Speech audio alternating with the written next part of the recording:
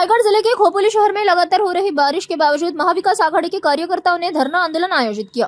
Doctor बाबा साहब आम्बेडकर स्मारक के pass हुए इस प्रदर्शन में दिल्ली के जंतर मंतर पर आंदोलन कर रहे सामाजिक कार्यकर्ता सोनम वांगचुक और छात्र नेता अभिजीत दीप्ति के समर्थन में आवाज बुलंद की गई। प्रदर्शनकारियों ने आंदोलन के दौरान हुई कथित लाठीचार्ज की घटना की निंदा करते हुए केंद्र सरकार के खिलाफ जमकर नारेबाजी की। उनका कहना था कि लोकतांत्रिक तरीके से चल रहे आंदोलनों पर बल प्रयोग उचित नहीं है।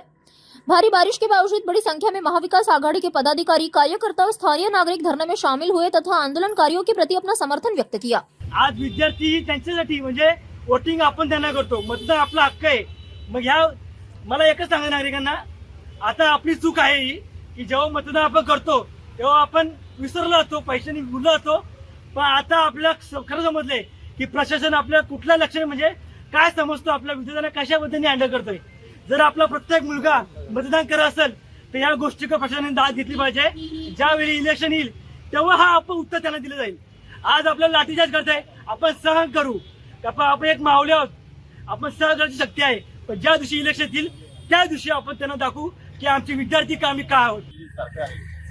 संविधान संपवण्याचं काम करते हे साधे घरातली लोक आहेत की आज अभ्यास करतात, शेतकऱ्याची मुलं आहेत, कर्ज काढून आई बाप त्यांना शिकवतो, कर्ज काढतो आणि हे जर पेपर लीक केले त्यांनी कुठं जायचं। आज एवढे आत्महत्या केली जाते, याला जबाबदार कोण?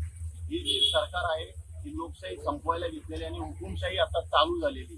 जो कालचा दिवस होता आणि परवाचा हे पूर्णपणे आपल्यासाठी, आपल्या देशासाठी काळा दिवस समजावा लागेल। जे आज तळागाळातले गायगरिबांची मुलं जे शिक्षण घेण्यासाठी प्रयत्न करतात, त्यांच्या आईवडिलांना माहिती आहे आपली मुलं कुठल्या पद्धतीने कसं शिक्षण घेऊ शकतात, काय कर्ज काढतात, काय करतात, काय व्यथा आहेत त्या आईवडिलांनाच माहिती आहे। हे त्या प्रधानाला माहिती नाही आहे, केंद्र शासनाच्या मंत्र्याला।